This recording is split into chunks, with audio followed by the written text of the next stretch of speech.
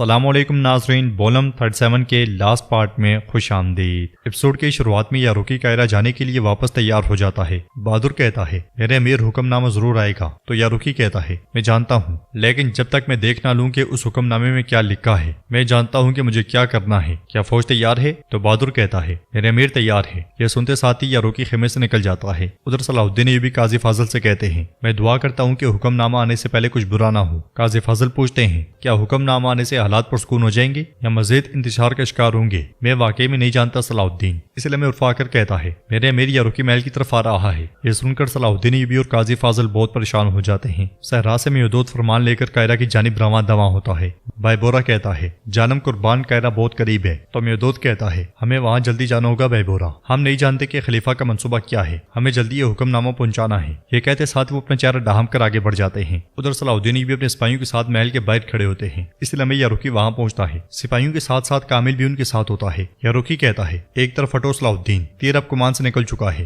ہمیں امیر شرکو سے حساب کتاب کرنے کی ضرورت ہے۔ صلاح الدین ایوبی پوچھتے ہیں کیا تمہاری عقل ختم ہو گئی ہے یاروکی؟ حکم نامہ راستے میں ہے، تقریباً کائرہ میں، کیا تم سلطان کے حکم کی نافرمانی کرو گے؟ یاروکی کہتا ہے میں کبھی نہیں کروں گا، جس نے حکم آنے سے پہلے یہ اعلان کیا میں اس کا مقابلہ کروں گا۔ صلاح الدین ایوبی کہتے ہیں یہ فیصلہ افراتفری کو روکنے کے لیے کیا گیا ہے، اور دیکھو تم کیا کر رہے ہو، اصل حکم نامے میں ہے۔ کیا تمہیں لگتا ہے کہ امیر شرکو کو یہ نہیں معلوم؟ سمجھداری سے کام لو اور پیچھے ہٹو۔ مگر یاروکی کہتا ہے مجھے اب یقین ہو گیا ہے کہ تم اور تمہارے چچا میرا وقت ضائع کرنے کے لیے کھیل کھیل رہے ہو۔ صلاح الدین ایوبی کہتے ہیں مشتعل نہ ہو یاروکی، جیسا تھا میں نے ویسا سب کچھ بتا دیا ہے۔ مگر یاروکی کہتا ہے مجھے اب کسی پر اعتبار نہیں رہا، ایک طرف ہٹو اور راستہ صاف کرو ورنہ۔ یہ کہتے ساتھ وہ تلوار بے نیام کر لیتا ہے۔ ان کی دیکھا دیکھی صلاح الدین ایوبی کے ساتھی بھی تلواریں نکال لیتے ہیں، اور صلاح الدین ایوبی پوچھتے ہیں ورنہ پھر کیا یاروکی؟ یہ کہتے ساتھ وہ غصے میں کامل کو دیکھنے لگ جاتے ہیں۔ ادھر سے میودود آگے بڑھ رہا ہوتا ہے، اس لیے میں کچھ نقاب پوش انہیں گھیر لیتے ہیں۔ یہ دیکھ کر میودود گھوڑے سے اتر جاتا ہے اور بائبورا کہتا ہے میں حیران ہوتا اگر ہمیں کسی مسئلے کا سامنا نہیں کرنا پڑتا۔ میودود کہتا ہے بائبورا تیار ہو جاؤ، تمہارے پاس حکم نامہ ہے، اس کی حفاظت کرو۔ یہ کہتے ساتھ وہ ان پہ ٹوٹ پڑتے ہیں۔ بلندی پر سے جوہر یہ سارا منظر دیکھ رہا ہوتا ہے اور اس لمحے کو یاد کرتا ہے جب خلیفہ نے اسے کہا تھا سلطان نور الدین نے امیر شرکو کے لیے وزارتی حکم نامہ بھیجا ہے، چاہے کچھ بھی کرو لیکن وہ حکم نامہ ان تک نہیں پہنچنا چاہیے۔ جوہر نے کہا تھا خلیفہ حضرت جو آپ کا حکم۔ اس خیال کے بعد وہ مسکراتے ہوئے کہتا ہے یہ حکم نامہ کائرہ نہیں پہنچے گا۔ کائرہ میں صلاح الدین ایوبی یاروکی سے کہتے ہیں مجھے تم سے اس کی امید نہیں تھی یاروکی، چونکہ تم نے خطرہ مول لینے کا فیصلہ کر لیا ہے تو میں بھی پیچھے نہیں ہٹوں گا۔ میری صرف ایک شرط ہے، کوئی فوجی مجرم نہیں ہے، ہم قانون نہیں توڑیں گے اور نہ ہی انہیں قتل کر کے جرم میں اضافہ کریں گے۔ ہمیں آپس میں اس مسئلے کو حل کرنا چاہیے، کیا تم متفق ہو؟ یاروکی کہتا ہے کیا تم چاہتے ہو کہ مقابلہ ہم دونوں کے درمیان ہو؟ صلاح الدین ایوبی کہتے ہیں اگر تم جیت گئے تو کوئی تمہارا مقابلہ نہیں کرے گا، پھر تم محل کے دروازے سے جا سکو گے۔ یاروکی کہتا ہے قبول ہے، اس طرح ہمارے درمیان جو حساب کافی عرصے سے باقی تھا وہ بھی چکتا کر لیں گے۔ اس کے ساتھ ہی وہ دونوں ایک دوسرے کے آمنے سامنے آ جاتے ہیں۔ ادھر میودود بائبورا کے ساتھ جوہر کے سپاہیوں کو موت کے گھاٹ اتار رہا ہوتا ہے، مگر اس کے سپاہی بھی شہید ہو رہے ہوتے ہیں۔ بائبورا اور میودود ایک ساتھ کئیوں کا مقابلہ کرتے ہیں۔ میودود مسلسل اسے کہہ رہا ہوتا ہے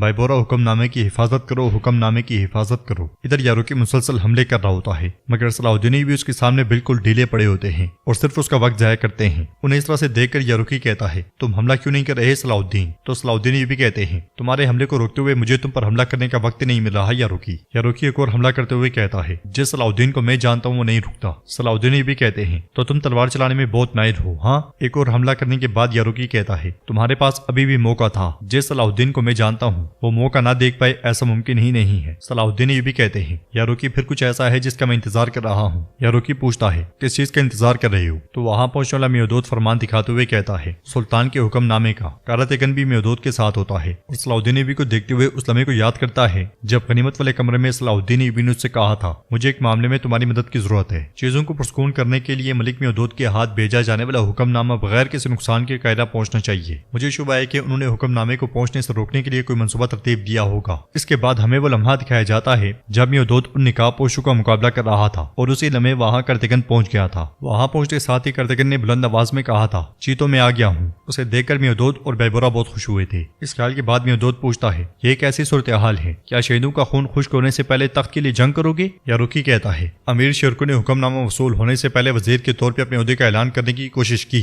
میودود کہتا ہے یہ رہا حکم نامہ، شرکو کے لیے چوغا بھی ہمارے ہاتھ میں ہے، یہ حکم سلطان نور الدین کا ہے، اب سے مصر کا وزیر امیر شیرکو ہے، تخت انہی کا ہے اور حکم بھی انہی کا ہے۔ یہ سنتے ساتھ ہی یاروکی اور اس کے سپاہی تلواریں میان میں ڈال لیتے ہیں اور ہاتھ سینے پر رکھتے ہوئے حکم کی تعمیل کرتے ہیں، مگر کامل بہت غصے میں دکھائی دیتا ہے۔ اسے اس طرح دیکھتے ہوئے کرتگن البیز سے کہتا ہے، البیز یہ شہوار کا چوزا ہے، میں نہیں جانتا کہ اس کا دل اندر سے سفید ہے یا سیاہ۔ اس کے ساتھ ہی کامل چلا جاتا ہے۔ زندان میں میلا قید ہوتی ہے، دروازہ کھلنے کی آواز آتی ہے تو وہ کہتی ہے، مجھے نہ تمہارا کھانا چاہیے اور نہ پانی، مگر اس کے ساتھ ہی وہاں شمسا آتی ہے اور کہتی ہے، میں اس بار خوشبو لینے نہیں آئی۔ شمسا کو دیکھ کر میلا بھی کھڑی ہو جاتی ہے۔ کچھ میں شہزادہ بالڈون سبیلا کے ساتھ بازار کی جانب جا رہا ہوتا ہے اور کہتا ہے، مجھے سمجھ نہیں آتی کہ آپ نے مجھے تقریب میں شرکت کی اجازت کیوں نہیں دی۔